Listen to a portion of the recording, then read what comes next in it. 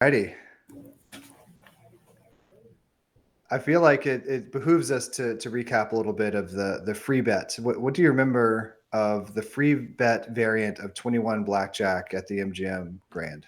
That was my first time playing that. It was very intriguing. So the double downs, they give you a token instead of you betting. That's right. I'd never seen that game before.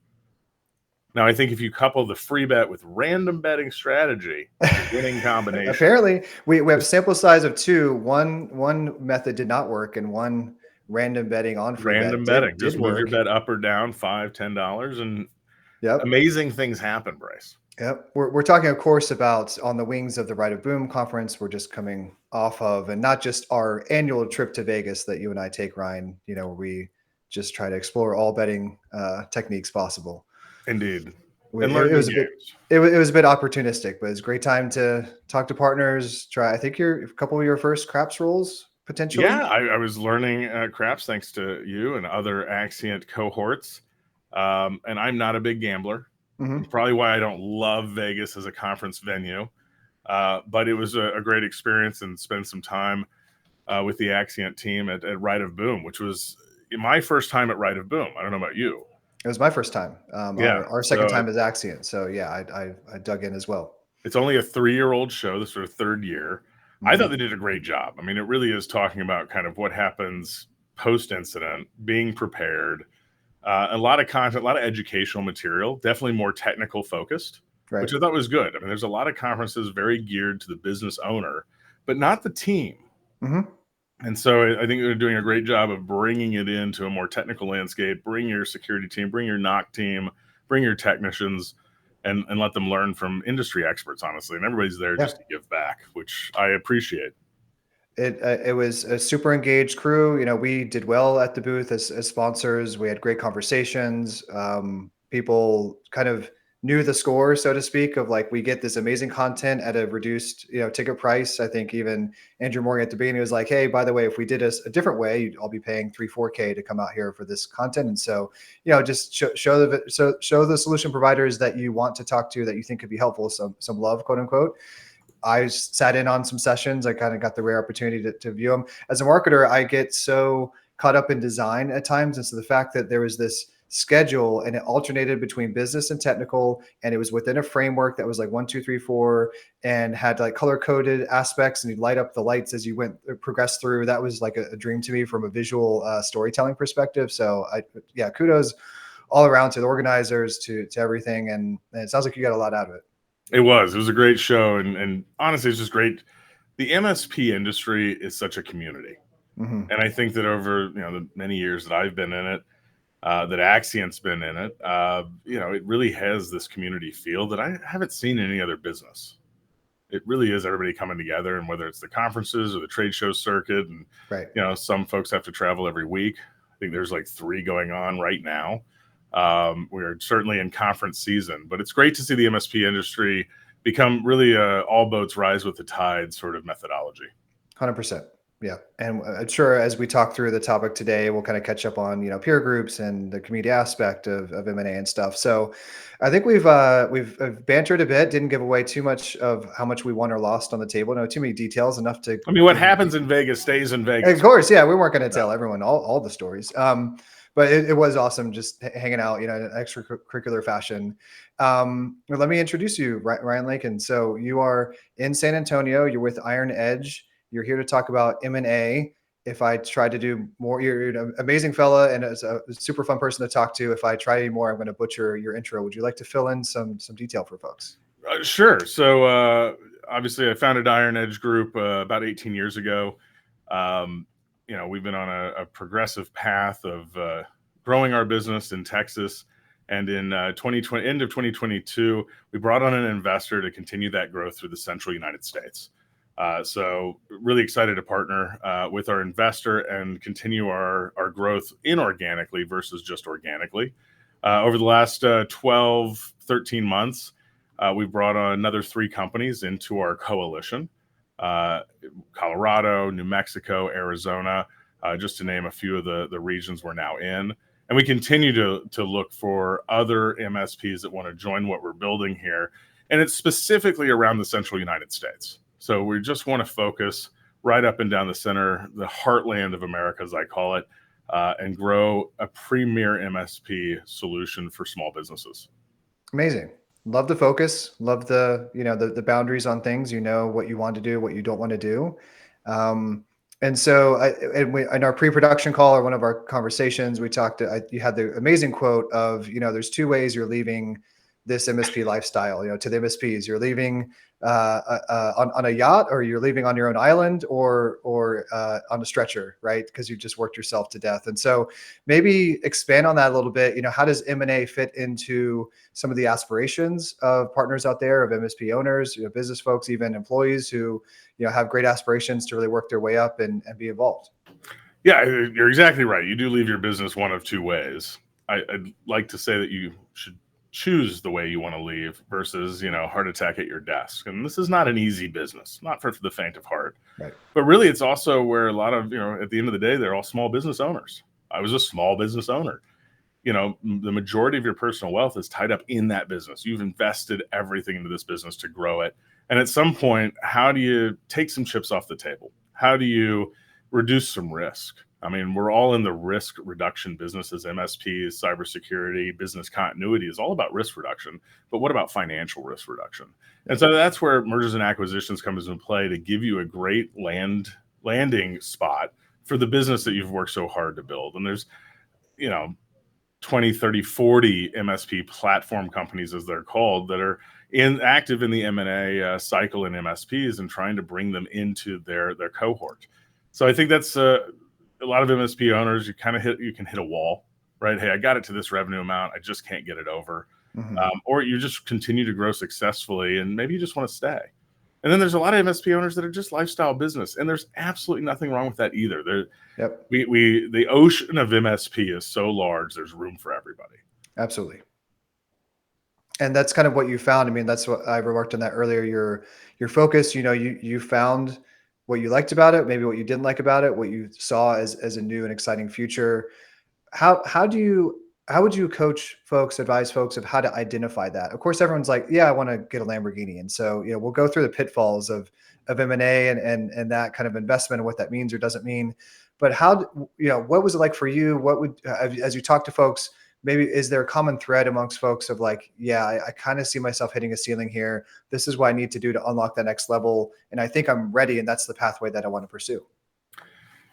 Yeah, I think there's a couple different pathways that they can pursue, right? It's, do you want to take an investment and be a platform, which is what I did. And that decision was not made lightly. Or do you simply want to go into an add-on mode and be an add-on to an existing platform, which is certainly, I think, a little easier than being the platform. Mm-hmm. There's certainly a lot of platforms out there, but it's not all, what is it, roses and flowers and cake and cookies. Like, it's a challenge. Due diligence is going to take you out of your business for 6 months, Right. maybe 3 to 6. You really got to focus on producing all the due diligence documents. And that can sometimes lead to taking your eye off the ball of growing your business, which is equally as important in a transaction to continue that growth, because a buyer is buying the future growth potential of the business. They're using the trailing 3 or 5 years of data and information and due diligence to help kind of map that future growth out. But in reality, they're buying on the future. Right. So it is a process. It's one to really take a long time to understand what's next. Do you want to stay on with the business? Is that a desire? I always encourage peer group members and other MSPs, like, just be upfront. There's no difference in valuations and things like that of whether you stay or go. Just be honest. And I think that one thing that happens in M&A a lot is everybody's putting their best foot forward. And if you know me, I'm a pretty darn transparent kind of guy. And so I buck that trend a little bit, where I'm like, look, I'll be real. And we're being real here in the MSP Xperience Lounge today. Absolutely. It's real talk here in the lounge. We welcome all to, in the comments, give us some real things to talk about. There's no better real talk companion. So I love that, of be authentic. This isn't a get out of jail free card or an escape from your business. That's not probably the right attitude to have about it. And so, is your limitation that you really want to level up and get with almost like an equal kind of partner in a platform? Do you really feel like, hey, if only I could be doing so much more if only I could lead the charge and create my own platform and really take it to that level. But they're all very different. And back to your original point of like, and if you don't want to do any of that stuff at all, this is a massive C in the MSP community, and do what you like. There's room for everybody. I think there really is. And I think that you have to do some soul searching to figure out what's right for you and your family. Yeah. I think one of the biggest risks in selling your business is probably, next to getting married and having kids, is probably the third most life altering decision you're going to make. So Yeah. don't enter it lightly. Think about 100%. what's next for you. Do I want to stay on? Is there a role for me? Is it a role that I want to do? Or have I just hit the wall in the business and I'm ready to change? And if that's true, be careful of where your identity is. You know, one of the biggest challenges with selling your business is your identity is wrapped in it a lot of the times. Of course. Right? Whether we're out at conferences, whether we're involved in the MSP community, or even our local community and our clients, there's a lot of identity tied in that. So understand what your next step is. What do you really desire? And work with the buyer or the investor to map that out so that it works for both parties. 100%. As much as your identity as the owner, as the entrepreneur is tied up in it, how did you, or how do you counsel folks to consider employees of your outfit? You know, what's the consideration? How's that way? You know, your family, your own capital, your livelihood and your lifestyle, and your team. You know, your family, your close partners in your own business. You know, I'll share my experience with our team. You know, again, this was something that I saw organically. We had hit a certain point. We needed to be inorganic, and I didn't have the wallet to do it on my own. So I needed an investor to help. Our team was honestly pretty excited about it. We had talked about it, that the day would come, probably years leading up to it. It was like, eventually we're going to need to bring on some more capital, right? We're going to have to capitalize the business in order to grow beyond what we can do ourselves. And so we had a really good reaction from our team. They were super excited about it because they see it as growth. And I think that's the biggest story for our employees in a small business is like, look, you're here and our business is this big. We're 30, we're 20, we're 10 employees, but as part of a 70, 100, 200 person organization, there's so much more upward mobility. One of the biggest challenges we had is people would outgrow us, right? You bring somebody in as a tier one tech, they grow through the organization for multiple years until there's no more growth. Yep. Like they kind of tap out and they'd leave and go work for Amazon or Microsoft or, you know, go internal IT because there wasn't that next step. But in a larger MSP, there are next steps. There's ways to continue to move up into leadership, middle management. All of those opportunities are on the table. So I really think that for our employees, it's a great opportunity to be part of something bigger. Mm-hmm. And I'll be quite frank, I'll be real. Just for Caitlin, I'll be real. Yep. You know, some employees are going to opt out. They are. Like, their change is scary no matter what it is. You could have the most positive change experience, better benefits, better pay, whatever it is, better 401k. And some employees, just the change quotient alone will be too much. Mm-hmm. And all of us as individuals and as human beings have this change quotient where it's like, okay, I can handle a fair amount of change. But when that change skyrockets, the roller coaster ride up, it's just too much to bear. So even if it's all positives under the sun, employees will still opt out to not go on the ride. Cool. Of course. Love the real talk. And you're literally changing our business from one to the other, from, you know, this finite thing that it is to then this either part of a platform, leader of a platform. It's not the same thing it was yesterday. That is not for everyone. And that's just, you know, change is the only constant. So I love that. In terms of decision making on the owner side, have you ever counseled someone out of this? Someone who's like really raring to go. They get bedazzled by the due diligence process and all the amazing things they get to say about themselves, and really in this valuation, they see all these dollar signs, you know, coming out of things, but they're that soul searching thing that you seem to have been really good about and real frank with yourself, and, you know, real talk with your real self, that they maybe hadn't done that and we're overlooking some things. I'm just curious if you've ever had those tough conversations. I have. I've had two scenarios where and it wasn't in our most recent M&A processes, but previous, folks just aren't ready. Mm-hmm. So I think a lot of MSP owners out there see the multiples, they hear about their friends transacting. I mean, how many evolved peer groups have we seen people transact together, come together or join a platform?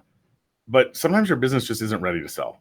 Right. And I've always lived in the mindset is always be ready to sell. Back to the you're going to exit your business one way or the other. Let's be prepared no matter which way it is. Hmm. And so some folks just aren't ready. And so that's the counsel I provide is like, look, let's focus on your business, get it right, because right now it's not worth anything.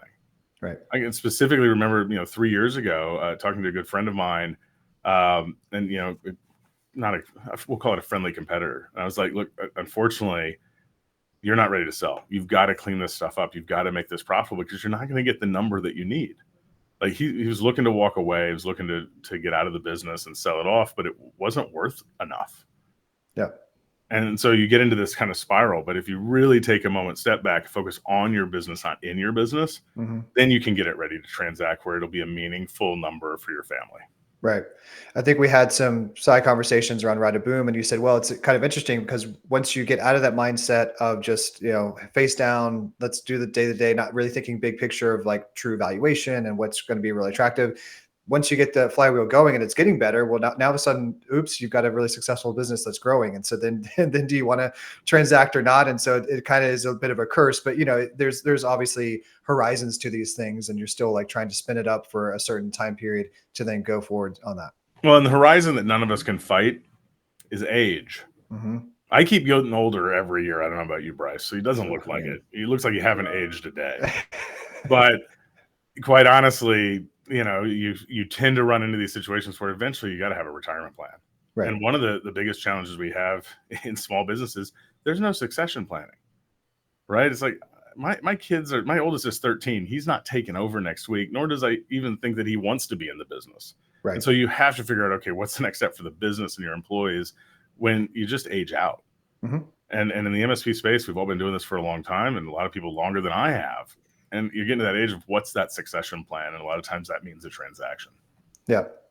We've got an awesome question around the pros and cons of M&A. I feel like we're going to unravel that onion as we get into some of the facets. So I'm going to put a pin on it. If we somehow don't, just boil it down, let's revisit it. But we've had a couple of questions, on employee opinions. How does the overall organization fit into the strategy and the plan?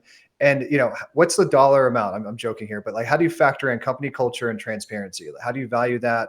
How's that come into play? It's a huge deal. More often than not, integration and mergers and acquisitions fail because of conflicting cultures. Right. So culture typically is a top down, right? So in the diligence process, you're dealing with owners, you're dealing with sellers, and that's helpful to understand their culture. I like to get to their why. Mm-hmm. What makes you tick?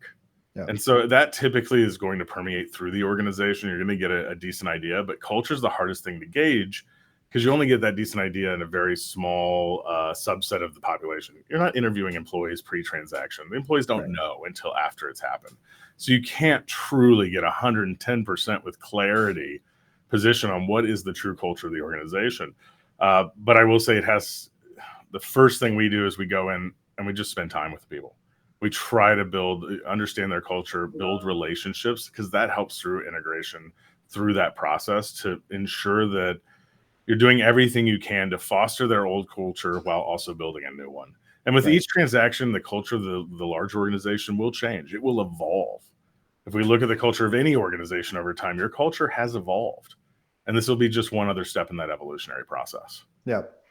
Is there, and again, this could be you hearing about a similar situation, not to put you on the spot, because there's a finite number of deals that you're working through, but what's one where the culture was the deal breaker? This was, and what was it about that culture? So we haven't had one, or me personally, I haven't had one that was a culture deal breaker. Again, I come back to the challenge of not knowing the true culture until you're in it. Mm-hmm. You can get an idea, but you don't really know until you're in it. And so we haven't had one in my short period of time as a platform executive that was culture was the killer. Nice. Not yet. I'm sure it'll happen because I hear about it happening from all of my friends that are in the same boat. We have a little side club where we talk about our trials and tribulations. Nice. And What's the handshake for that? It's very secret. I don't even know it. They won't tell me. You've talked to gajillions of MSP owners. What probably do you think would come up? Like, what's something that you think is a bit common? Is it a lack of self-awareness? Is it folks that are maybe outgrown some of their earlier days and their technical hands-onness, and they're maybe not as good a fit in leadership as they think? Or I'm just curious, like what you've seen. In relation to the MSP owner staying on, like Yeah, unpack that for me a just little more. folks if they were to try to go through an event, that they would probably run into some trouble. Maybe not with you, but just in general. Just in general, I Yeah, think it's not knowing what you want. So not having a clear vision of, okay, what's next for me, yeah, whether that's staying or going or playing golf, whatever it is. Um, that's a big gap that I don't think people spend enough time thinking truly through. Ensuring that you're finding the right partner, right? hmm, Take the time to understand the different organizations out there that you might transact with, to ensure it's the right fit, whether it's culture, whether it's technology stack, whether it's transparency. I'm kind of a guy that I manage expectations here so that I can exceed them. right, And you want somebody that's going to be honest with you through the process. yeah, And again, everybody's trying to sell each other. And right, so sometimes sales is not always honest, but if you find somebody that real talk, that's probably something you want to latch on to. yeah. Who are some folks where you feel that they're super hyper self-aware, they're making the right choice, and they're not entertaining this. That this is their lifestyle business. Maybe I've met some folks who have a pretty cool family business and they have a succession plan. Is it just the inverse of that? Like they really know what they want, they really know their niche, they're running it successfully, and it works for them, and just Why don't change break it. it? Yeah, Yeah. don't Why break it. why why fix what isn't broken? Yeah, I have yeah, a really good peer group friend, and that's exactly what it is. They've created a succession plan in their business. It's a family business. It's a generational business. There's a plan. They know what they want and they're achieving it. Why ever transact? hmm, You've got it working. Again, I always come back to always be ready to sell because you never know what the future holds. But at the same yeah, time, they figured out at least the next few steps, right? And so, honestly, if you're living your best life as an MSP owner, you love it every day. You wake up jazzed, excited, ready to go. Like for me, Monday is my favorite day of the week, and everybody thinks I'm crazy. I love Mondays. yeah, It's like we're back in it. We're helping clients. We know our why. hmm, And if you're loving that, then don't transact. right. Nobody's forcing you to do it just because everybody else is. Everybody was jumping off the cliff, just as my dad used to say. Yeah. Would you do it too? So again, I think it's all about knowing what you want, knowing how you're going to get there, and just executing that plan, whether it involves M&A or not. Sounds like a very Zen kind of thing. The answer is not out there. It's in here, Ryan. I Wow. don't know. I mean, I'll put that in chapter 47 of my book. there you go. Yeah, The Zen perfect. inside. Perfect. So that's the real talk. What's something surprising as you've brought on other partners into your platform that you've then adopted something, a practice, a solution, you know, a rock star person who's really just like shown for you. And that's the exciting part is as you bring other organizations and their employees into the fold, into this larger company you're trying to build, it's exciting to find people that are just hungry for it.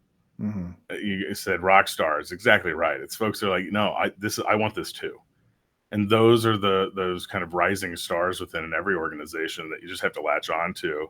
And we've had such a blessing to find those in every single one Mm. of the organizations we brought in to really just want to drive it forward.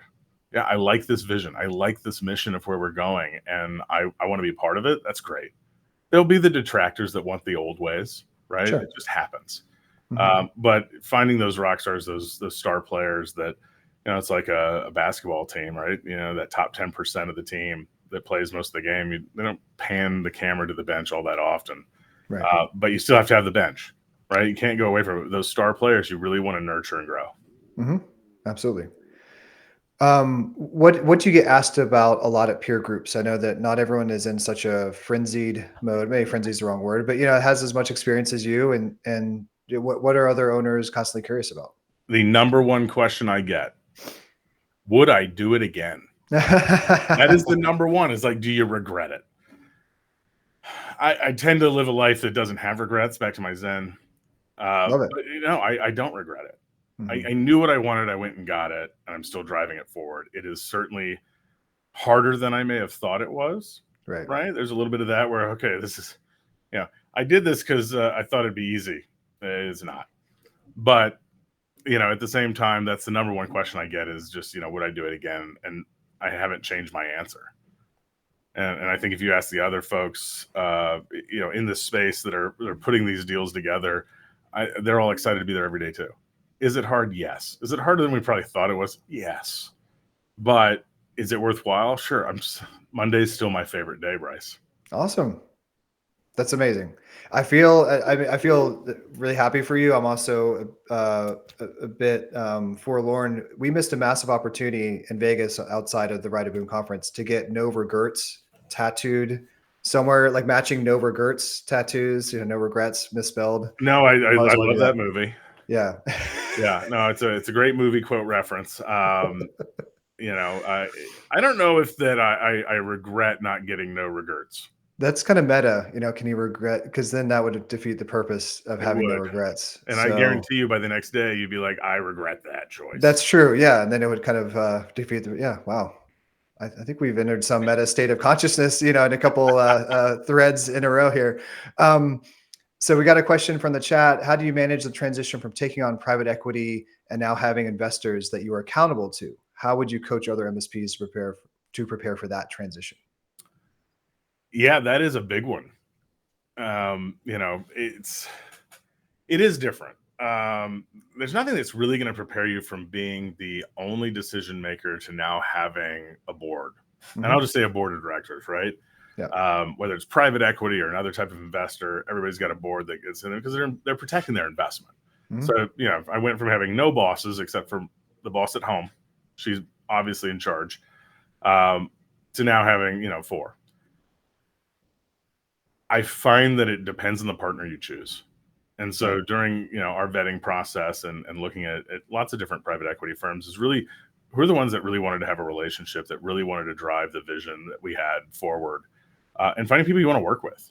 And I've actually found, at least with our board of directors, they're super engaged. They want to help, not hurt. And that's, I think, one of the big things. Is it still an investment? Yes. For Mhm. all private equity, you got to remember, they have investors. They report to their investors, so the chain keeps going up, Sure. and that's just part of the financial landscape. So, I mean, you've asked them to invest in your organization, to acquire, merge, however you want to phrase it.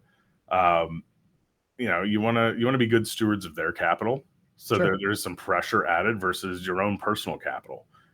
There is a nice thing about taking chips off the table personally, but now I'm a steward of our investors' money Right. Right. and the LPs in the fund. And so Yeah. that's a serious, I take that job very seriously. Mhm. Can you speak to how it feels pre and post? I talk about cadences and the tempo and the rhythm. We talked earlier about you got to know who you are, who yourself is, and if you have a lifestyle business and you can play the golf when you need to, and you take on the right number of clients, and you have that succession plan. If it looks differently for you, then that's what it is. If you have a high growth business and you're in a way trying to get the biggest valuation in a continuous mode anyway, and then you kind of move into more curious about M&A and what that would do. Does that really change? Had you already had a really high tempo for yourself to really get to that level, or just by nature that stair step up to a platform, then all of a sudden the tempo, the rhythm, the cadence really changes on things? The tempo and rhythms does change. So you move in from back to the whole you're the guy, and now you have a board that you report to, and Yeah. there's expectations and there's speed. So yeah, my rhythm has changed. There is a lot of let's go fast, not break anything, but go just fast enough where we're driving progress. Hmm. Most private equity funds have a fund thesis. Actually, all of them do. So it's a fund thesis of when they're going to recapitalize, right? So you Right. have these portfolio companies. There's typically anywhere between a 3 and 7 year hold period for private equity. Hmm. So they want to see that return on capital. And so that's the piece where you've got a finite amount of time. right? You've got an average 5.5 year window where you can really affect as much change as possible and go really fast to build something for the Right. next, the next investor. And a lot of times private equity trades with private equity, you go up fund levels. And so that's one of the things I keep on my whiteboard is build something that is attractive to the next investor. Right. I mean, you don't want to just pump and dump. Mhm. It's not pink chic stocks or Wolf of Wall Street stuff. You want to build something that has lasting value Correct. because the next strategic or the next private equity fund or whatever the next is for the business, it will change hands again. Mhm. And so what's an activity where you were hitting a ceiling in the prior capitalization, you make the deal, either through a platform or through investment, and now you get to go out and do this next thing. And like what's a project or something that you've undertaken where it's like, oh, thank God now I get to do this. Well, I mean, for the investment that I received allows me to do what I'm doing right now. Hmm. Right. So that was the value of being able to have the financial backing to bring on more team members into the coalition that we're building. Right. I think that as we look towards the tail end of any of the organization's hold period, it's just really changing investors. You're not changing the business. They're buying a business to go forward. Even 2, 3 layers deep as you continue to grow, there'll be other investors that want to come in. And it's still about growing the business. So Hmm. like our number, 1 and 2 focus in our business is customer experience because you can't outgrow customer churn, Right. right? I mean, you've got to continue to grow your customer base and maintain your customer base and then your net new logo sales. So like one of the biggest value adds that we had by bringing on investor is really doubling down on our sales and marketing, right? Really investing in that in all of our Hmm. regions, which if you go to any MSP conference in the history of MSP conferences, what is the number one attended session? Yep. Anything to do with sales and marketing. Anything. It's full room, standing room only. The nice thing about having an investor with that sort of talent pool on their side is they're bringing that to bear. And so they're helping you build out those sales playbooks and those marketing plans and forcing your investment dollars there, which I think is beneficial. A lot of us prior to having, playing with somebody else's money, I hate to say it that way, but, we limited Good our talk. investment, Yeah. right? Limited our investment in sales and marketing when we should have doubled down. Hmm. Going through COVID, and this was prior to having an investor, we pivoted to digital. We invested. We spent more money. Hmm. Even in COVID was a big hit to us. A lot of MSPs grew during COVID. Right. We unfortunately had some clients that were heavily impacted in COVID, and so that hurt our revenues. But we still pushed to sell our way out of COVID, and that's really what got us this flywheel going of net new logo sales. Which has been so successful and I think really honestly helped lead to our transaction to have even further investment made in our business. That's amazing. I mean, it is a huge leap of faith, and it probably maybe feels different when it's quote unquote playing with other people's money versus your own, and it's your own lifestyle. You're taking money out of your banking account to put into sales and marketing to hopefully grow your business. But that was going to be my next question. I mean, that worked, and you got a good ROI from going through that activity. It sounds like. Indeed. I mean, I encourage everybody to know your numbers, look at what you're spending in sales and marketing, and Mhm. really see if you're spending the right amount of money on the right things. Bryce, you're in sales and marketing.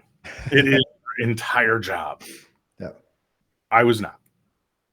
It's just not, I don't have that education experience, but I looked at it and said, okay, we got to spend 6 different plates at once and see which one is returning. Of Where's the course. ROI? Spend that one faster. Okay, move the spend over here, spend this one faster because that ROI is starting. So you're constantly pivoting from whether it's one-to-many events and lunch and learns to conferences and booths and trade shows to cold calling to direct Hmm. mail. Like there's all these different places you spend. The biggest mistake you have in marketing is I know that 50% of my marketing budget's working. I just don't know which 50. Yep. That's a challenge. At every level, by the At way. level. Even I'm sure we're Yeah. spending hundreds of thousands of dollars to host this MSP Experience Lounge right now, just my speaker fee alone. Yeah. And is it going to return? These are the Yeah. questions. Yeah. These are the questions. I get comments about the Neon X all the time. I'm pretty sure that 50% is good, but The you never 50% in know. the Neon X may be return a good ROI. Maybe a good ROI, but yeah, your outlandish speakers fees, we'll just have to see how that plays out. It's gonna be Um, a tough sell. what are some of those tiers for folks? Like I know a lot of owners get to that level of they hire their first dedicated salesperson, that is like the person who does it. And then as you go through this journey, what does that unlock? Is it hiring a digital agency? Is it hiring a sales director? Like, it's just sort of wow people with what they get to experience at maybe some of the higher echelons here that they haven't been hands on with. Yeah. So I think that if you're building a sales team for scale, the first hire is not the salesperson. It's the sales manager. Mm-hmm. And I would encourage even companies that are still using, their back pocket as their bank account, hire the sales manager and then let them build their team. Mm. And if you haven't read Jack Daly's book, go get it. Jack's a great sales coach and consultant. But I'm stealing this from him, so I got to give him credit. Hire your sales manager, let them build their team. Yeah. And the piece that when we're growing our small business up, we just hire the salesperson and we're going to act as a sales manager. I'll tell you right now, most MSP owners, 99.9%, I'm going to make up the stat, we're bad sales managers. Right. I'm going to own it for all of us. Yep. And so hire that sales leader and let them build the team and really invest in your sales and marketing efforts. Excellent. Yeah. By the way, you and I, we cross each other in the hallway at conferences because I'm going to the technical sessions so I can possibly wrap my head around some of the stuff I'm supposed to be talking about. And you jokingly. And I never leave the hallway. That's right. Yeah, that's true. I'm not sure what sessions you're going to. Conversation. I'm trying to go over there. Yeah. Nope, I got stopped. And I looked down. I was like, well, okay, I guess I'll go to the next one. And I'll walk in a different direction. That's just why you see me. Oh, I'm just walking the hall. That makes a lot of sense now. Okay, it's all coming together. There was that earlier question. I think we got to a ton of it, through the course of it. Any funny blooper reel moments of something you discovered in an M&A of like, holy cow, or through your platform journey process and you spoke a little bit about like, oh man, I did not see that coming whatsoever. So the number one thing I learned in the last about 14 months, I didn't know that spreadsheets could have that many tabs. Yeah. Possibly unlimited. I was not aware. I've never created, had, or opened a spreadsheet that had more than 4 or 5 tabs. Apparently, there's an infinite number. I didn't know that. That you get to click through. Lesson learned. Yes. Yeah. Every single one. Mm-hmm. Yes. No. And tons of data. So yeah, it's very spreadsheet driven in the private equity landscape. So that was my biggest takeaway. I think that, the landmines to avoid is making sure that you're really giving this fair thought. Mm-hmm. Make sure that you're really going through this with the right mindset and where you want to go next. And I think understanding that, as we said earlier, change is constant, but be open and receptive to change. Right. It's going to happen. And you can fight it or you can go with the flow. I'm not saying that we haven't had some spirited debates in our leadership team meetings as we bring these companies together, and we have leaders from all of them. But it's really about, okay, we've got to make a decision and move the ball forward. And even if it's the wrong decision, okay, we'll change it. Mm-hmm. Fail fast, right? You're right. Going at a clip that previously, when it's just your small business, you typically make decisions slower. You're mm-hmm. slower to enact change.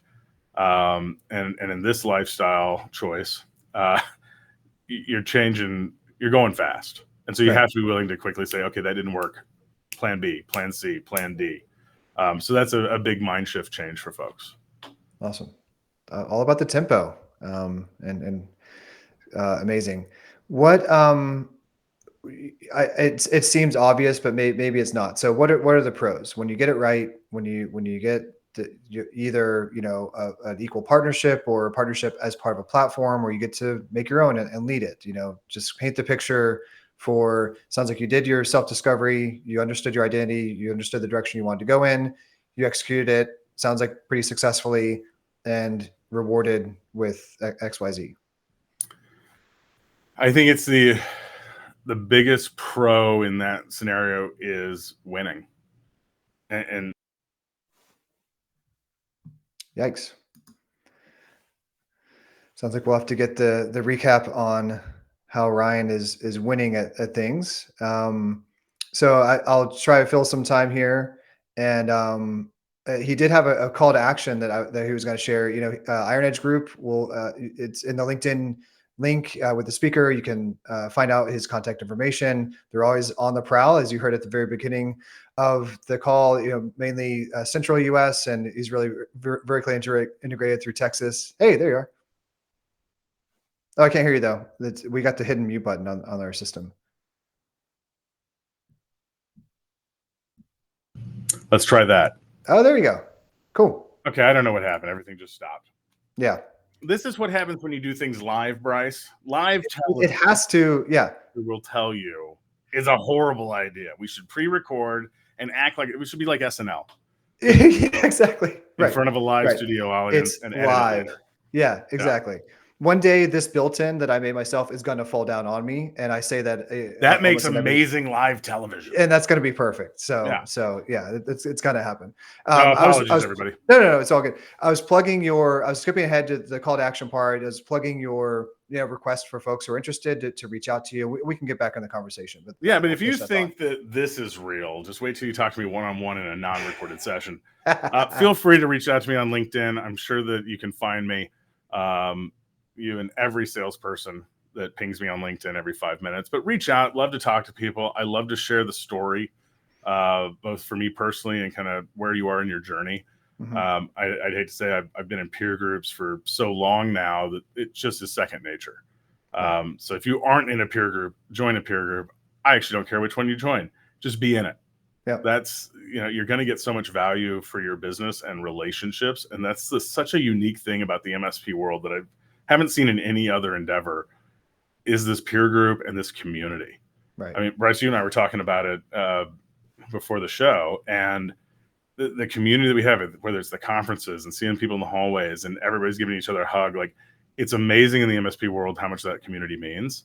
And so as you relate it to mergers and acquisitions, just make sure you know your identity post. If your identity is the conference goer, that might be a little harder if you transact your business to leave your business. Right. Yeah, it all fits together. The community is essential no matter what path you take and in your self-discovery journey of the type of MSP that you want to be a part of and run. And it can be then a huge leverage for you. Those are the connections that are going to really matter when it comes time to thinking more intently about mergers and acquisitions. You said winning. So finish your thought. Winning was.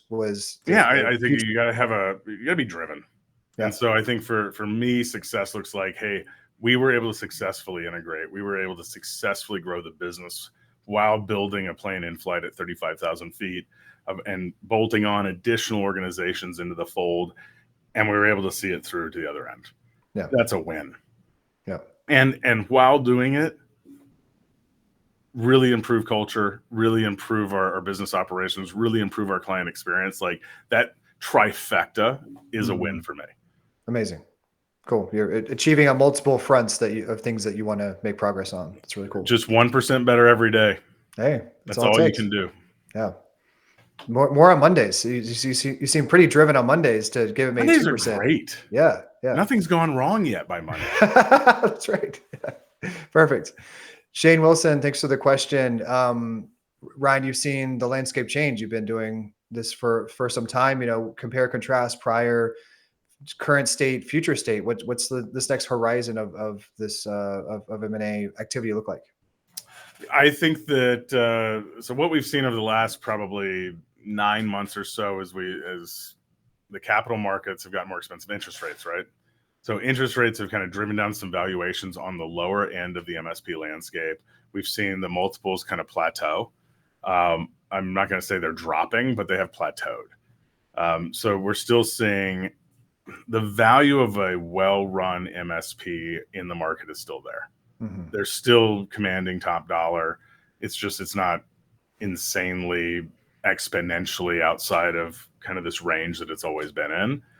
The smaller MSPs, the sub $5 million organizations, $5 million in revenue, they kind of dropped a little bit, half or a whole percentage point on EBITDA multiple, but still fair.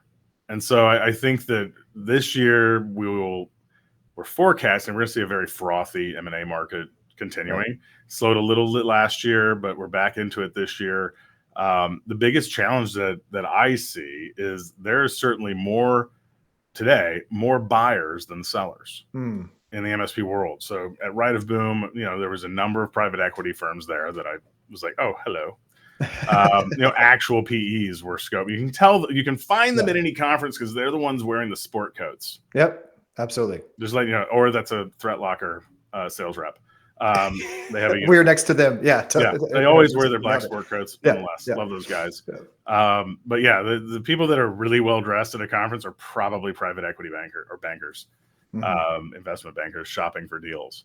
But yeah, I think that we're going to see a pretty interesting 2024. I think that as you look at the MSP platform companies, those private equity backed platforms that have been doing this a lot longer than I have, they're going to be recapitalizing their business. They've hit that kind of window hold. Right. And so we're going to see what happens. But we have to remember the MSP ecosystems, there's over 40,000 MSPs in the United States. Right. And I'm sure we have an international audience because I tend to draw that. There's even more if we go to Canada and Australia, Mexico. And you're huge in New Zealand. So I'm massive in New Zealand. All the Kiwis, we really appreciate you for tuning in. Indeed. Thank you. It's almost morning there. It's coming along. And so I think that it is a fractured market. That's why private equity investors and everybody's looking to get into this space. Is because there's ability to consolidate, to synergize, to drive efficiencies, because it is such a fractured market. And I think that you have to be very careful about how you go about that. And so is the supply and demand pretty favorable to owners? Again, not to encourage someone to get out of their lane or to be inauthentic but all things being equal, is this a better state 2024 than 2020? 2020 was a lot of deals just went on pause because of COVID.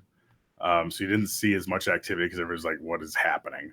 That picked up towards mid to later 21, and 22 was very active.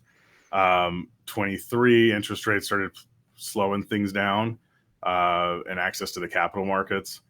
And so I think 24, that's somewhat stabilized, and everybody can run their financial modeling against more stabilized interest rates, right? With the hope that they'll go down by end of summer by a quarter point. And even then, down is better than up in this world when you're doing your financial modeling. So I think that you will see a pretty active 2024. When I talk to the investment bankers that are out there, and the deal folks, they're projecting that it's going to be pretty rampant. So does that mean you should sell? No one can answer that question for you. Right. You've got to come to that conclusion is it the right time for me and my family? And I think that if it is, then here's my number one advice: hire an advisor, hire an investment banker or an advisor. There's 3 or 4 that only do MSPs. I'd name them by name, but then they'd have to pay me. I'm kidding. But hire somebody that can help you through this process. They can guide it, and they help you with the due diligence. The best thing you can do if you're wanting to transact your business is to start 3 years before. So the best thing you can do is all right, I'm going to start running my business like I'm going to transact today, with the vision of transacting in 3 to 4 years. And that gives you that historical timeline of growth, margin, EBITDA. Don't make the decision tomorrow. It's I'm going to go try to sell it. And you're just not ready. Right. So get yourself ready first. Even if it's 3 years down the road, that's the perfect time to start is now. Yep. Everyone thinks their baby is the most beautiful ever, and your world and what your right business for you is not what some of these folks are going to see, and how they think about things and their KPIs and the way they talk. And so get that advice, get that model kind of injected, and then that 3-year sort of run period to ramp up. That's awesome advice. Very cool. Anything else as we give last call to questions, then we'll do a little bit of sort of comparing notes on where we're going to see each other next. This is my favorite part of we just sort of go through. But before we jump into any of that, any last thoughts, anything, landmines, inspirational quotes, Zen teachings? No regrets. No regrets. No, I mean, this has been a lot of fun, Bryce. I think that it's important to get multiple opinions, right? If you're out there and you're thinking about this, talk to your friends, talk to your peer group members, talk to just even the advisors. Call me. I'm oddly available for those sort of things because it's interesting to me and I want to help other people's businesses grow. it's a personal problem.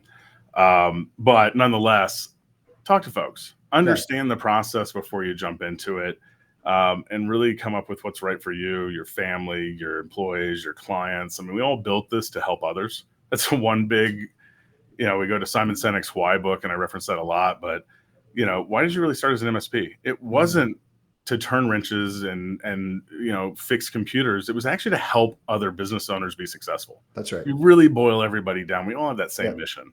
And so then find the why on what's next for you. And is it, hey, I want to be part of something bigger because of scale. I don't want to deal with the HR or the finance stuff anymore. So I want to be part of something that has that already. I mean, that's a huge win for me. It's like, I don't really want to be the CFO anymore. Right. You start taking some hats off. As a small business owner, you wear all of them. All of them. And so then being part of something bigger allows you to peel those off and really focus on what you want to do. So yeah, I think it's a great opportunity for folks where it's the right opportunity. And if it's not, that's okay too. Yeah. Just keep running your deal. And don't forget to invest in a business continuity solution like Axcient. Ding. And we're going to do a little gleaming smile. In post. Put that in post. Yeah. We'll put that in post. I mean, I always love talking to you, Ryan. It's been so fun to get to know you better, and just coincidentally running into each other at the show. So where will we all see you next? I don't know. Okay. So I went to Write It Boom because I was like, well, I haven't gone, and we had some of our team members there. And so they asked me, I was like, hey, would you come? I was like, yeah, I'll check it out. So I threw it on the calendar and I showed up. I tend to not pre-plan. So that is the one thing that kind of happens as your life evolves. Like I used to plan out my conference attendee schedule the year in advance, right? I was like, okay, I'm going to go to IT Nation. I'll do this Evolve thing, this Taylor Business Group thing. And I had it all mapped out. I can map basically 8 days in advance. Yeah. So technically this week is spring break for my kids, and I didn't know because it wasn't on my calendar. Oh, of course. Yeah, right. We didn't go anywhere. Hey, so obviously you're authentic and not planning ahead. So on exactly. So I really keep it open. I think that, I'll definitely be in Orlando in November, as I am every year. For sure. And I think that, what else is next? Well, hey, I'm gonna come see you in August in San Antonio if you're there at Exchange, whether you're there or not. Exchange is in San Antonio again. I want to say it is, and someone's. If it is, then you will find me on the trade floor of Exchange, because whenever it's in San Antonio, I sneak in with a badge from like 7 years ago. Amazing. And they scan it, it beeps weird. None the wiser, right? That's a real talk pro tip for everyone. Pro tip. No, CJ's gonna get mad at me, and we're joking, of course. Joking, kidding. Yeah, pay for your passes, pay for your sponsorship. I'll see you there. That's our backstop. Hopefully it's way before August. Amazing. So you've invited folks to reach out to you. We'll see you on the road. It's been an absolute pleasure, Ryan, as always, to hang out and chat, get some real talk. It's good to get some real talk in the MSP Xperience Lounge. I think for future guests, you have to send them one of the neon X's. Oh, of course. Right? Yeah, that makes a ton of sense. It's super cool. It just adds so much flair. That's right. To our conversation. I know. All right, good. We're thanks learning. Everybody. Really appreciate it. Absolutely. Thanks everybody. Thanks for having me. Comments. Cool. Take care.